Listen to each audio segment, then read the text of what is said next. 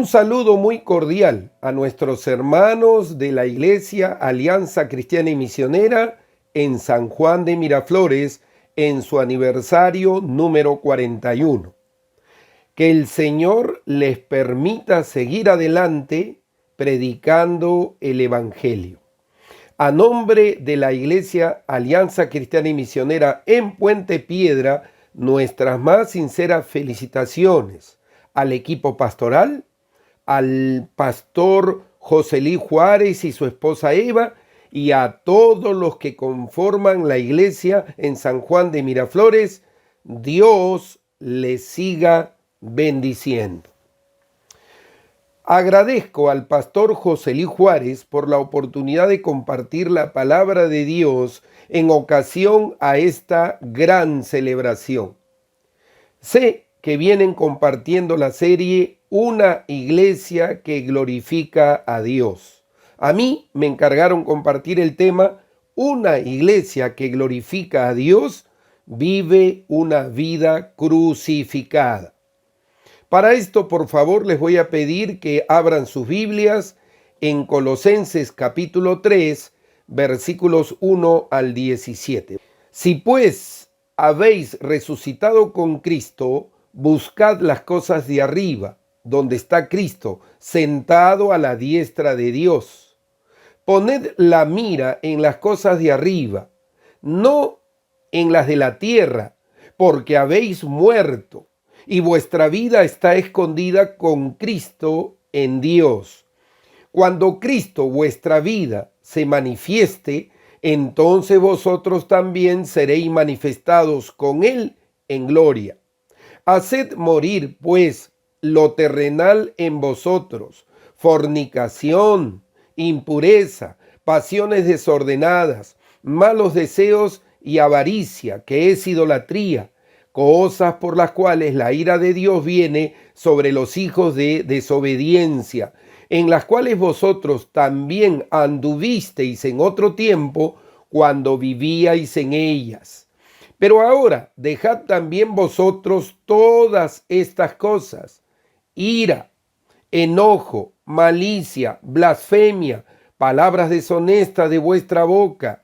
No mintáis los unos a los otros, habiéndoos despojado del viejo hombre con sus hechos y revestido del nuevo, el cual conforme a la imagen del que lo creó, se va renovando hasta el conocimiento pleno, donde no hay griego ni judío, circuncisión ni incircuncisión, bárbaro ni escita, siervo ni libre, sino que Cristo es el todo y en todos. Vestíos pues como escogidos de Dios, santos y amados, de entrañable misericordia, de benignidad, de humildad, de mansedumbre, de paciencia, soportándoos unos a otros y perdonándoos unos a otros, si alguno tuviere queja contra otro, de la manera que Cristo os perdonó, así también hacedlo vosotros. Y sobre todas estas cosas, vestíos de amor, que es el vínculo perfecto, y la paz de Dios gobierne en vuestros corazones, a la que asimismo fuisteis llamados en un solo cuerpo. Y sed agradecidos. La palabra de Cristo mora en abundancia en vosotros, enseñándoos y exhortándoos unos a otros en toda sabiduría, cantando con gracia en vuestros corazones al Señor, con salmos e himnos y cánticos espirituales. Y todo lo que hacéis, sea de palabra o de hecho, hacedlo todo en el nombre del Señor Jesús, dando gracias a Dios Padre por medio de Él. Hasta aquí la lectura de la palabra de Dios. Y quiero comenzar diciendo que hasta el capítulo 2 de Colosenses, el apóstol Pablo nos ha hablado de la preeminencia de Cristo sobre la creación, nos ha hablado sobre la iglesia y sobre las falsas enseñanzas. Ahora a partir del capítulo 3, que justo nos toca tratar a nosotros, a partir de este capítulo 3, Pablo va a considerar cuál debe ser la aplicación de todas estas enseñanzas en nuestras vidas. Ahora, entendiendo que desde que aceptamos a Cristo como Salvador y Señor en nuestros corazones, somos nuevas criaturas. Pablo lo ha dicho claramente en 2 de Corintios capítulo 5, versículo 17. De modo que si alguno está en Cristo, nueva criatura es. Las cosas viejas pasaron, he aquí todas son hechas nuevas. Ahora, mis amados hermanos, al obedecer el Evangelio, los creyentes morimos con Cristo a nuestra antigua vida, morimos a la ley y tenemos una nueva vida para con Dios. Por eso el tema de este día, una iglesia que glorifica a Dios, vive una vida crucificada. Ese es el tema. Ahora, vivir una vida crucificada tiene que ver con nuestra plena identificación con Cristo y su obra. Es decir, nuestra muerte y resurrección a una nueva vida en Él, obviamente por su muerte y resurrección, necesariamente nos lleva a una vida de obras y de frutos que glorifiquen a Dios. Por eso el apóstol Pablo inicia esta sección de la epístola con la expresión: si pues habéis resucitado con Cristo. Con esta expresión Pablo se enfoca en la vida práctica del cristiano, fundada en una verdadera teología. Entonces, si como iglesia de San Juan de Miraflores queremos glorificar a Dios, debemos vivir una vida crucificada. Entonces surge esta pregunta: ¿qué implica vivir una vida crucificada? Permítame responder a esta pregunta a lo largo de este mensaje. ¿Qué implica vivir una vida crucificada? Primero, implica buscar las cosas de arriba. Pablo lo ha dicho claramente en Colosenses 3, 1 al 4. Si pues habéis resucitado con Cristo, buscáis las cosas de arriba, buscad las cosas de arriba, donde está Cristo sentado a la diestra de Dios. Poned la mira en las cosas de arriba, no en las de la tierra, porque habéis muerto y vuestra vida está escondida con Cristo en Dios. Cuando Cristo, vuestra vida, se manifieste, entonces vosotros también seréis manifestados con Él en gloria, dice Colosenses 3, 1 al 4. Ahora, este es un llamado a todos nosotros para vivir como hijos de Dios y poner nuestra mirada en las cosas celestiales. Ahora, lo primero que Pablo les recuerda es: si pues habéis resucitado con Cristo. El cristiano no solo muere con Cristo, sino también que resucita como su Señor y tiene una nueva vida para Dios. Es como si Pablo le estuviera diciendo a los colosenses y a nosotros también, nos estuviera diciendo: si ustedes se consideran cristianos, o sea, hijos de Dios que murieron y fueron resucitados con Cristo, entonces tienen un deber, Pregunto, ¿cuál es ese deber? Pablo dice: buscad las cosas de arriba. Ese es el deber. Debemos interesarnos por las cosas espirituales, como dice por ejemplo Hebreos 12:2, puestos los ojos en Jesús. Ahora, debemos interesarnos por las cosas espirituales, poner los ojos en Jesús, como también lo dijo el Señor Jesús en Mateo 6:33, mas buscad primeramente el reino de Dios y su justicia. El verdadero cristiano, el cual le da el primer lugar de su vida a Jesús, solo busca y pone su atención en las cosas celestiales. Pablo le dice: Jesús, Mire lo que les está diciendo Pablo. Jesús, quien los resucitó, tiene todo poder y autoridad. Es preeminente en todo. Y si es así, entonces debemos rendirnos a Él y solamente poner la mirada en las cosas de Dios. Ahora, este es un mandamiento, es un imperativo. Poned la mira en las cosas de arriba, no en las de la tierra. No es opcional. No es si nosotros queremos o no queremos. Ahora, no se trata de que si quiero o no quiero preocuparme de las cosas de arriba. Es un mandato que se debe obedecer. Ahora, cuando nosotros ponemos nuestra mirada en las cosas de arriba, esto significa que hemos progresado al punto de desear las cosas espirituales. No solo las buscamos por deber, sino que las anhelamos.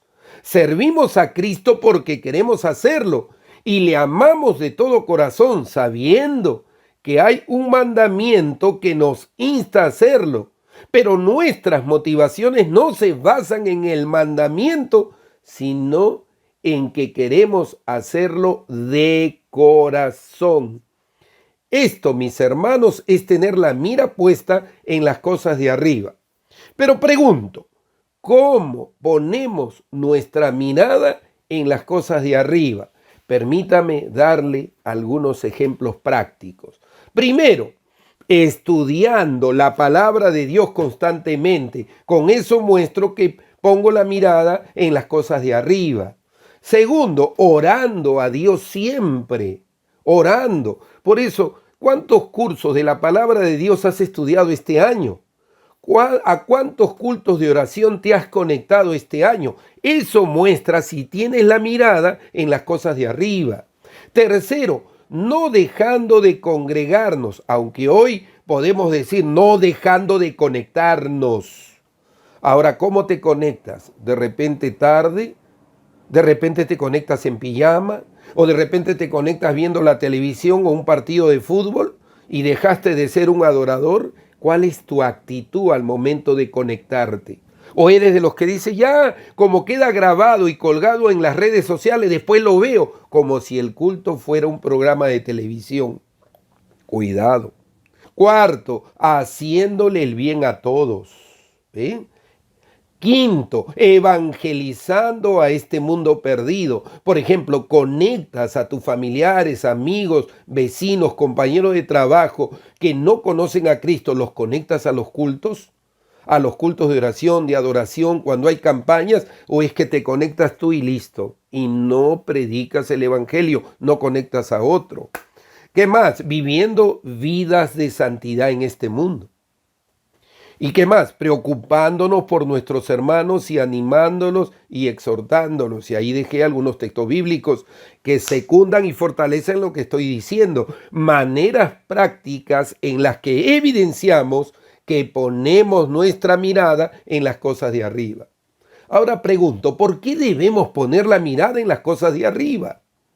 Primero, porque hemos muerto al pecado. Pablo lo ha dicho, Colosenses 3:3a, porque habéis muerto.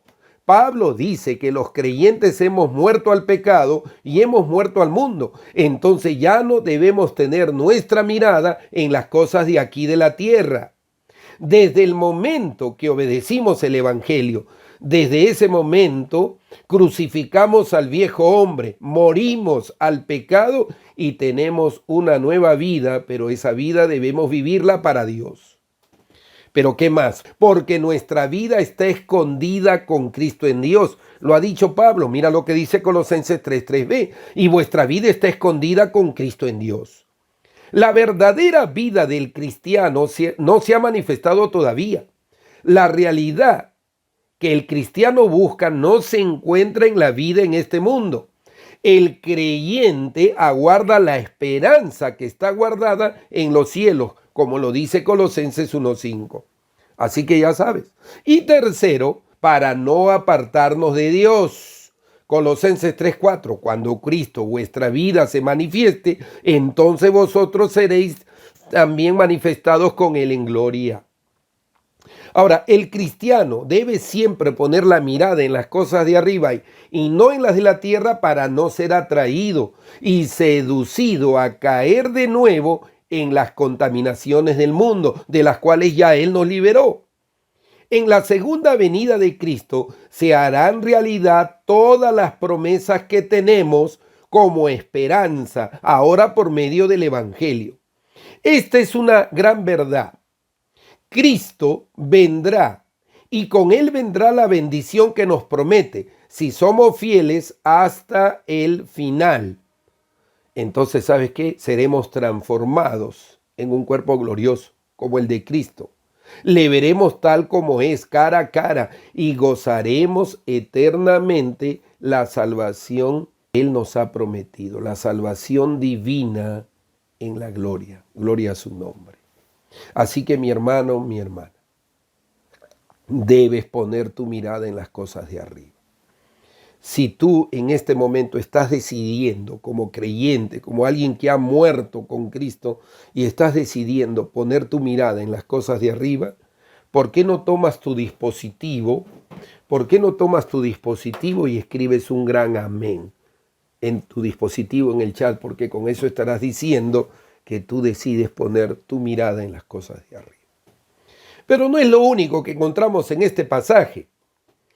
En segundo lugar, ¿qué implica vivir una vida crucificada? Ya dijimos en primer lugar, buscar las cosas de arriba, pero en segundo lugar, debemos quitar todo lo terrenal de nuestra vida. Mira lo que dice Colosenses 3, 5 al 11. Dice, haced morir pues lo terrenal en vosotros.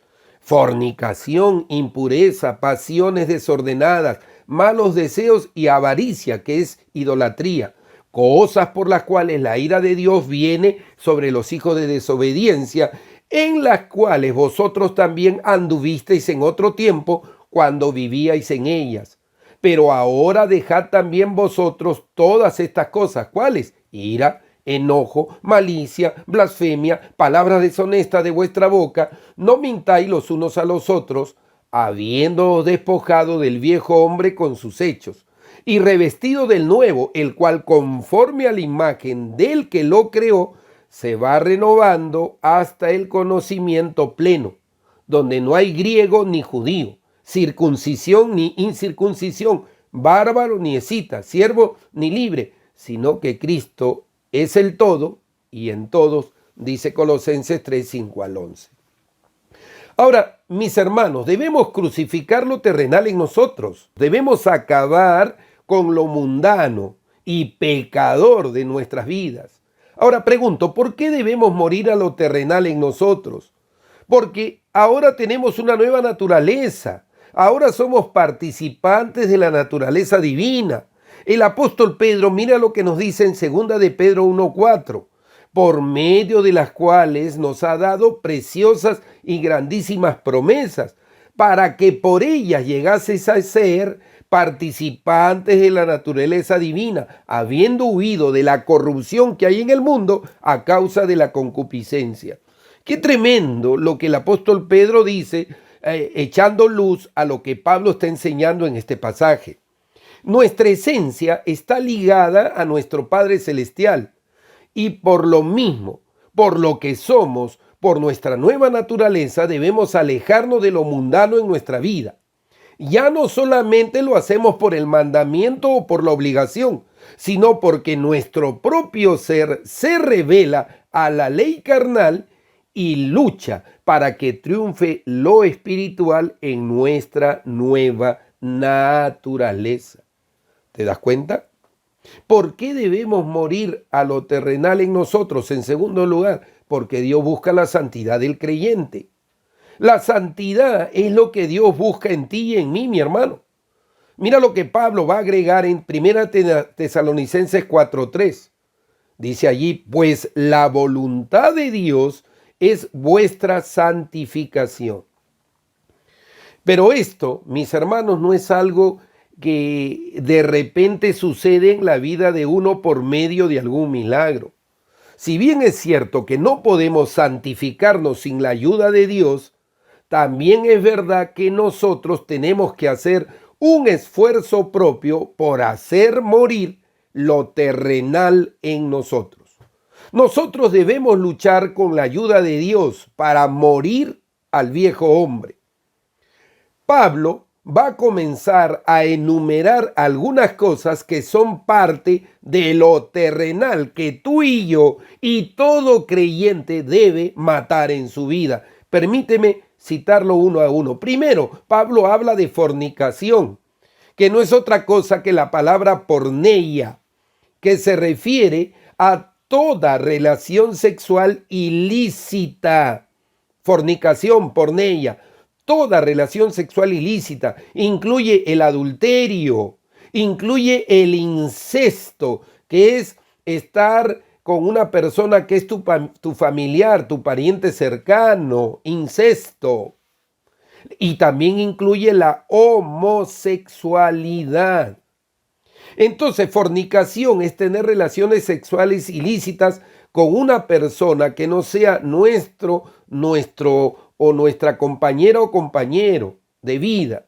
Puede cometerse por personas que están casadas, por personas que están solteras. Fornicación, porneia, es lo primero que tenemos que dejar. ¿Cómo está tu vida sexual? Tú que eres casado, casada, mi hermano, mi hermana. Es más, tú que eres soltero inclusive, cuidado. Hay que hacer morir esto en nuestras vidas. Pero también Pablo cita la impureza. Acatarsia es la palabra impureza y se traduce como suciedad, También se traduce como impureza en algunos otros pasajes como Efesios 5:3, Colosenses 3:5, pero ¿qué tipo de impureza? Está asociada con el adulterio y la fornicación e incluye la impureza de corazón que lleva a estos pecados. La palabra que describe mejor el desenfreno y la desvergüenza de mucha gente moderna es la palabra avidez, pues ansiosamente practican el mal, como dice Efesios 4:19. Después que perdieron toda sensibilidad, dice, se entregaron a la lascivia para cometer con avidez, ahí está la palabra, toda clase de impureza. ¿Te das cuenta? La palabra que describe mejor el desenfreno y la desvergüenza de mucha gente moderna es la palabra avidez. La impureza reina en este mundo. Espero que tú seas ajeno a la impureza, mi hermano, mi hermana.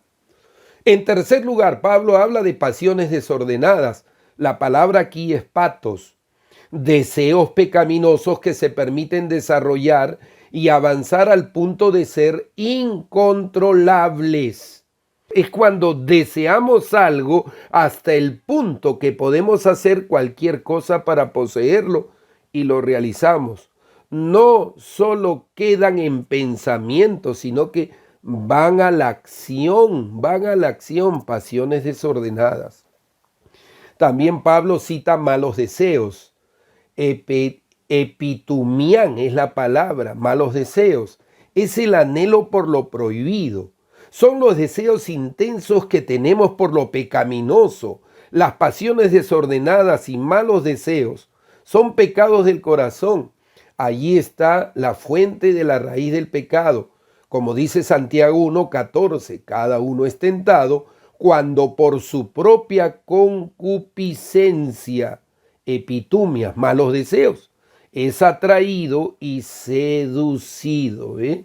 Ojo, malos deseos, propia concupiscencia, es atraído y seducido. En quinto lugar, Pablo también habla de la avaricia, que es idolatría. La palabra aquí es pleonexia. La definición de avaricia es codicia. Esa es la definición de avaricia, codicia. Literalmente es un deseo de tener más y siempre en mal sentido. Es el egoísmo y la falta de confianza en Dios. La adoración de sí mismo o de otras cosas, pero no de Dios. En pocas palabras, la avaricia es el apego desordenado a las riquezas, a las posesiones materiales. La avaricia constituye una idolatría. Y la idolatría no es otra cosa que la sustitución de Dios con otras cosas a las que se le da la misma o mayor importancia que Dios, como por ejemplo el amor al dinero, el apego a las cosas materiales. ¿Cómo la puedes estar evidenciando? Te desvives por trabajar y trabajar, y hasta el domingo, que es el día del Señor, trabajas porque dices que necesitas y dejas de confiar en Dios, en que Él te puede proveer en los otros días, y simplemente ya has usado y usas el día del Señor para ganar dinero. Cuidado con la avaricia, es idolatría. Ahora, te das cuenta todo lo que ha citado aquí el apóstol Pablo: fornicación, impureza, pasiones desordenadas, malos deseos y la avaricia, que es la idolatría. Esto es a lo que tenemos que morir o matar en nuestra vida.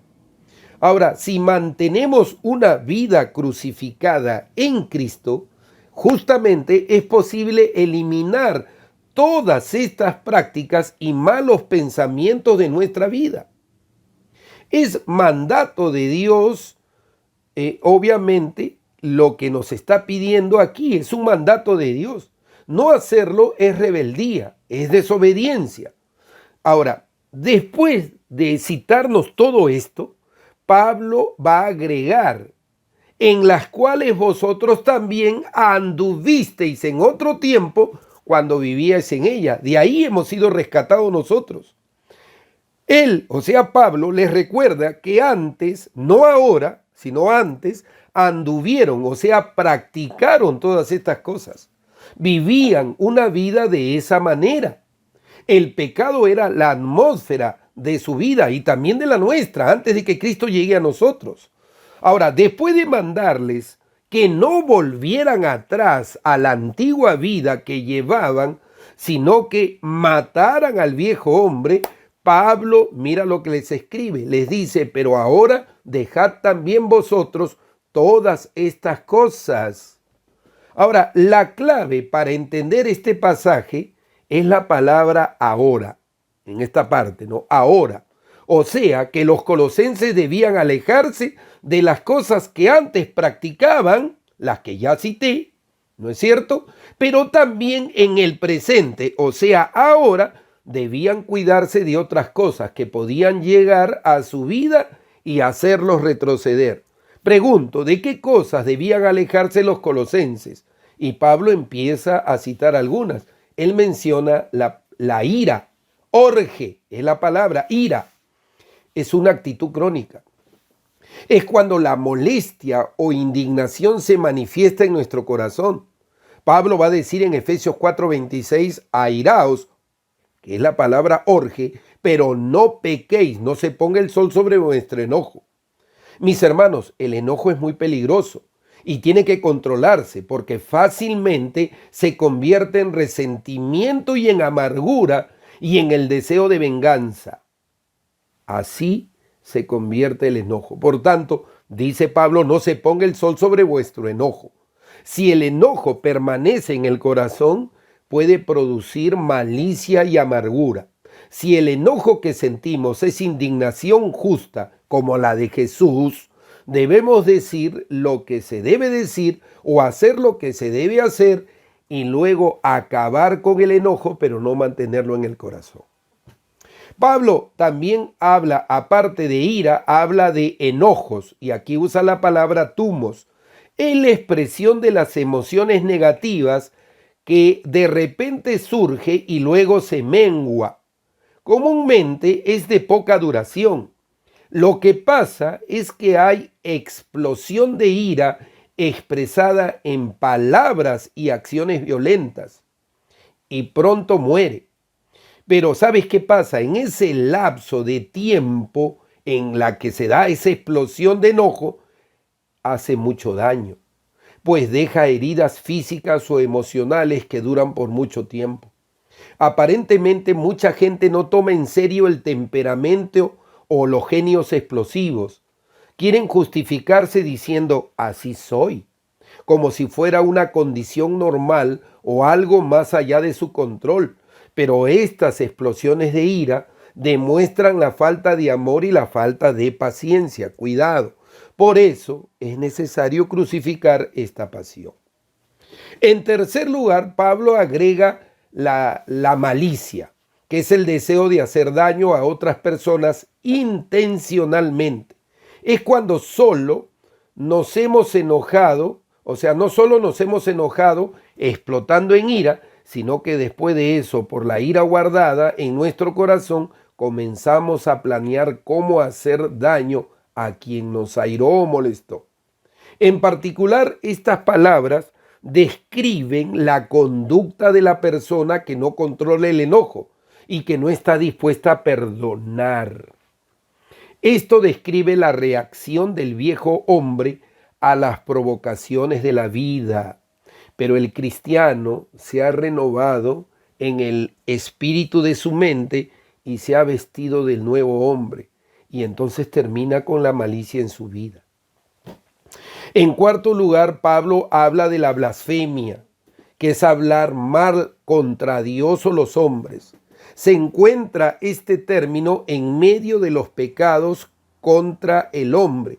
Por eso significa que por causa de la malicia en el corazón contra otro, se blasfema contra él, hablando calumnias, lastimando y perjudicando con la lengua. Cuidado. Cuidado con este pecado, mis hermanos. Hay que desecharlo de nuestra vida, toda blasfemia. Y Pablo agrega palabras deshonestas. En quinto lugar, malas palabras, palabras ofensivas, palabras insultantes y obscenas. La lengua es una fuerza tremenda para bien o para mal. Se usa la lengua para predicar, se usa para enseñar, para exhortar, para amonestar y para alentar. Pero lamentablemente también se usa para destruir con mentiras, con chismes y con toda clase de ataque contra otras personas. Palabras deshonestas, cuidado. En sexto lugar, Pablo habla de mentiras. No debemos mentirnos ni engañarnos los unos a los otros. Debemos hablar con verdad siempre. La primera aplicación práctica hecha por Pablo de su enseñanza acerca de despojarse y vestirse es desechar la mentira y hablar verdad. Qué difícil. Mi hermano, mi hermana, es para muchos dejar la mentira. ¿Cuántos nuevos creyentes luchan con esta tentación? La mentira es un modo de vivir de mucha gente inconversa. Se usa en el hogar, en el trabajo, en los negocios y casi en toda faceta de sus vidas. ¿Cuántos hogares y cuántas congregaciones se han destruido por la mentira en forma de chismes y calumnias? Recuerda que es posible mentir, no solamente con palabras, sino también se miente con los ojos, con los hombros cuando hacemos esto, encogidos para indicar no sé. Con el silencio también se miente, o con alguna expresión en el rostro, o con algún gesto de las manos, etc. Si el propósito es engañar o dejar alguna impresión falsa o errónea, grábalo bien, eso es mentira. ¿Te das cuenta? Ahora, ¿por qué debemos dejar todas estas cosas? Porque ahora que hemos muerto al pecado y tenemos una nueva vida para Dios, debe haber una gran diferencia en nuestro andar. Eso es vivir una vida crucificada. El hombre nuevo refleja la imagen de Dios y poco a poco se va transformando en esta imagen. El viejo hombre murió en la cruz. El nuevo hombre vive con Cristo y para Cristo. Eso es vivir una vida crucificada. ¿Tú lo crees? Si tú lo crees, coge tu dispositivo y escribe en el chat un gran amén. Un gran amén. Eso es vivir una vida crucificada. Pero en tercer lugar, vivir una vida crucificada es vivir como nuevos hombres. Lo dice Colosenses 3:12 al 17. Vestíos pues como escogidos de Dios, santos y amados, de entrañable misericordia, de benignidad, de humildad, de mansedumbre, de paciencia, soportándonos unos a otros y perdonándonos unos a otros. Si alguno tuviere queja contra otro, de la manera que Cristo os perdonó, así también hacedlo vosotros.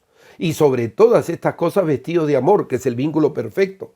Y la paz de Dios gobierne en vuestros corazones, a la que asimismo fuisteis llamados en un solo cuerpo, y sed agradecidos. La palabra de Cristo mora en abundancia en vosotros, enseñándoos y exhortándoos unos a otros en toda sabiduría, cantando con gracia en vuestros corazones al Señor con salmos e himnos y cánticos espirituales. Y todo lo que hacéis, sea de palabra o de hecho, hacedlo todo en el nombre del Señor Jesús, dando gracias a Dios Padre por medio de Él. ¡Qué tremendo! Mis hermanos, después de decirnos dónde debemos poner nuestra mirada y de qué cosas debemos quitar y matar en nuestra vida, ahora Pablo nos dice qué cosas debemos agregar a nuestra vida. Pablo nos habla de cómo vivir como nuevas criaturas para Dios. Pablo dice, vestíos. Se trata de una decisión y un esfuerzo de nosotros mismos. En el simbolismo que usa Pablo, es un cambio total de ropa. Nos quitamos una ropa y luego nos ponemos otra. Nos quitamos el pecado y toda iniquidad y nos vestimos de justicia. Ese es el simbolismo que está usando Pablo acá. Es una expresión de nuestra condición interna como resultado de haber sido muertos, sepultados y resucitados con Cristo. Al decir vestíos, significa que debemos agregar algo a nuestras vidas. Pregunto, ¿qué debemos agregar a nuestras vidas? O sea, ¿cuál debe ser nuestra vestimenta? Y Pablo dice que tenemos que ser y vivir como escogidos de Dios. Esto solo es posible por la misericordia de Dios. Antes estábamos alejados de Dios, pero ahora por el Evangelio somos escogidos, somos elegidos por el llamamiento celestial para heredar las promesas de Dios. Dios nuestro Padre nos ha escogido, nos ha elegido desde antes de la fundación del mundo a nosotros, su iglesia, a ti y a mí, mi hermano. Si nosotros obedecemos a Dios y resucitamos con Cristo, desde ese momento hacemos nuestra esa elección y solo a través del Evangelio podemos conseguirlo. No se trata de una elección personal en el cual Dios elige a unos para salvación y a otros para condenación, no importando si le obedecen o no. No, sino que se trata de una elección a través del Evangelio. Quienes resucitan con Cristo, que quienes le obedecen pasan a ser escogidos de Dios. Así que ya sabes, nuestra vestimenta tiene que ser como escogidos de Dios. Pero no solo eso, en segundo lugar, como santos y amados, dice Pablo. Somos apartados por Dios. Eso significa la palabra santo, apartados para Dios. Ahora, somos apartados por Dios de este mundo para servirle. Somos su pueblo santo y también somos amados. O sea, Dios nos ha amado y nos amará por siempre. Lo sabemos, Dios nos ha amado de tal manera que aún nos dio a su Hijo para que pudiéramos ser salvos, como dice Juan 3, 16, 17. Esta es nuestra nueva naturaleza, nuestra vestimenta espiritual, nuestro uniforme como escogidos de Dios, santos y amados por Dios. Esto es lo que Dios hace por nosotros. ¡Qué tremendo! Gloria a Dios por eso. Pero pregunto, ¿qué debemos hacer nosotros? Ya les dije que ha hecho Dios por nosotros, ¿no? Nos ha escogido y nos ha santificado y nos ha amado y nos amará siempre. Eso es lo que ha hecho Dios por nosotros, pero ¿qué debemos hacer nosotros? Pablo cita, él dice que debemos vestirnos de entrañable misericordia. Misericordia viene de la palabra miseri, que es igual a dolor, más cordia, que es corazón, y significa dolor de corazón. Esta misericordia nace en lo profundo del corazón, viene de nuestras entrañas, por eso es entrañable misericordia. Es cuando nosotros sentimos el dolor o sufrimiento de los demás y lo hacemos nuestro. Es deber nuestro el llenarnos de misericordia por los que sufren. La palabra nos dice en Romanos 12:15 que debemos llorar con los que lloran, acompañar con el dolor y el sufrimiento a los demás, así como lo hizo el buen samaritano que fue movido a misericordia.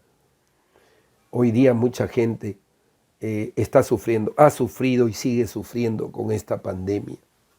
No podemos ser indolentes y sin misericordia. Segundo, vestirnos de benignidad. Benignidad viene del griego cheristotes. No se trata de una emoción nada más, sino se trata de una actitud que es activamente útil para el bien de otras personas. Es cuando buscamos el bienestar de los demás. También lleva la idea de un trato suave, sensible a los sentimientos y las necesidades de otras personas, que se manifestará en el modo de hablar, pensar y actuar. Eso es benignidad. Tercero, vestirnos de humildad. Ser humilde es rebajarse voluntariamente. En vez de dar cabida en nuestra vida a sentimientos como la arrogancia, el menosprecio a los demás y la jactancia, ojo, el siervo de Dios aprende que él no es nada y todo lo que es solamente lo es con Cristo. Esta cualidad de humildad me refiero, era aborrecida por los paganos, pues para ellos indicaba flaqueza. Pero Jesús dice en Lucas 18:14, el que se humilla será enaltecido. Y Pablo dice en Filipenses 2:3, nada hagáis por contienda o por vanagloria, antes bien con humildad, estimando cada uno a los demás como superiores a él mismo. Esto debe describir nuestro carácter. Así tendremos buenas relaciones con los hermanos. Humildad. Pero también, en cuarto lugar, debemos vestirnos de mansedumbre. Mansedumbre viene del griego prautes, es la fuerza bajo control o dominio. Es cuando aprendemos a refrenar nuestros impulsos y arrebatos y tenemos control sobre nuestras emociones. Esto nos ayuda mucho en nuestro trato con los demás, porque si ejercemos control sobre nuestros impulsos y emociones, podremos estar en armonía con el resto. No lo olvides, podemos estar en armonía con el resto. El cristiano necesita la mansedumbre para poner un freno a su vida. No lo olvides, mansedumbre. Quinto, hay que vestirnos de paciencia.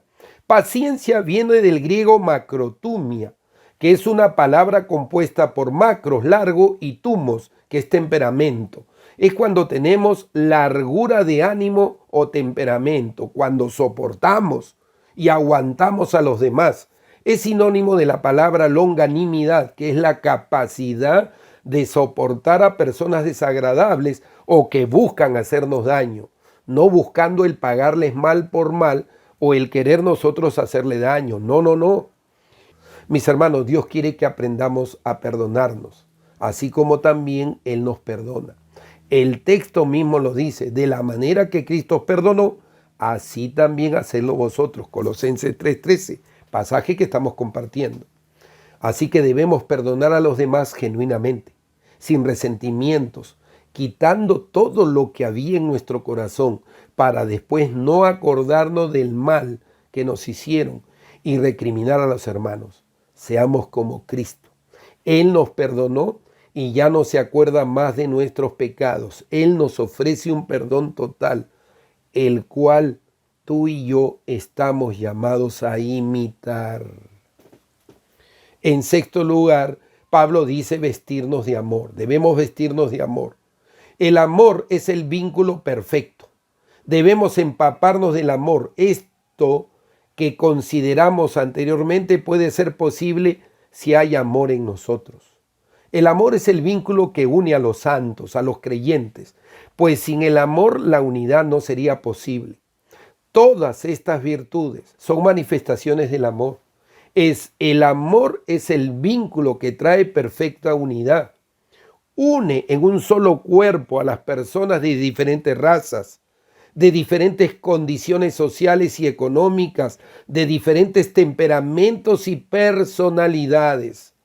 Son personas que de otra manera no tendrían nada en común y que quizás hasta serían enemigos, pero el amor ágape, que es en griego, es benevolencia inconquistable, buena voluntad que no se vence. Ágape es el espíritu en el corazón que nunca buscará otra cosa sino el bien máximo de su prójimo.